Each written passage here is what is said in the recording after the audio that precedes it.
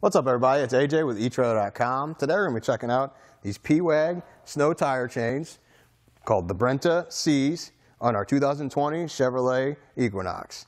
They're going to be a good way to get that grip in the snow and ice that you wouldn't necessarily have with your regular tires. Let's check them out. Now, these chains are what they call a diamond pattern, so they're going to have way more chains across the tire, which gives you more grip overall. There's another version called the ladder pattern. That's where it's just straight lines that go across your tire. Those are good for starts and stops, not necessarily grip all the time. And they kind of ride a little rougher. These are lower profile and they have more coverage, like I said, so you'll get more traction in the snow and ice. Plus, you'll have a smoother ride too. The links themselves are steel D-link, so it's double-sided, so either way it lays on your tire, it's going to dig into that snow and ice, no problem.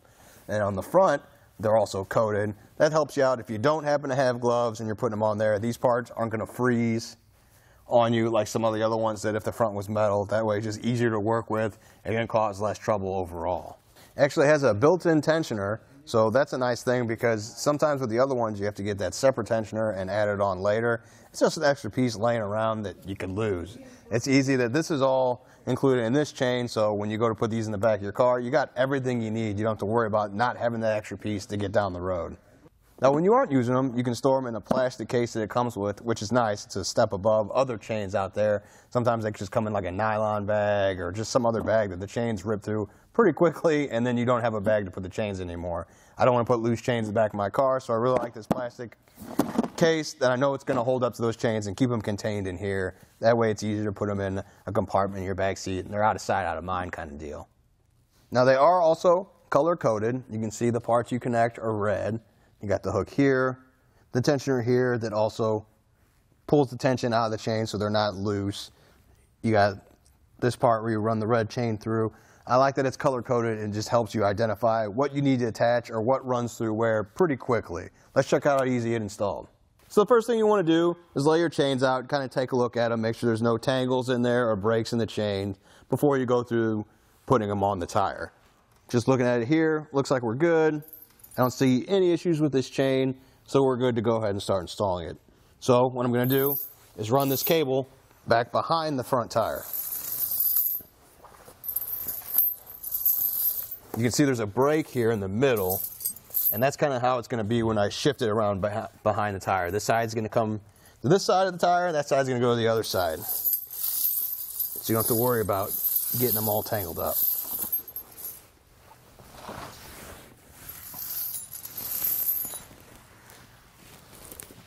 Make sure they're shifted to the sides they're supposed to be. And then we'll bring our cable to the top of the tire.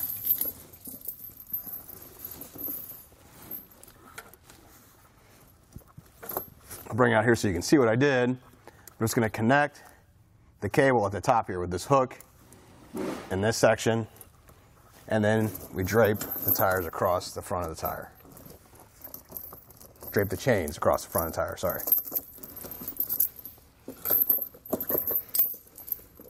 And while we do that, we're going to go ahead and hook up the red hook to the red link just to hold it in place.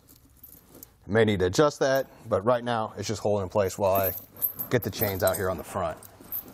With it pulled across the front, we're going to run our red chain through our catch here. I'm going to pull it so it's nice and tight here at the bottom. You see the chain comes through that notch there.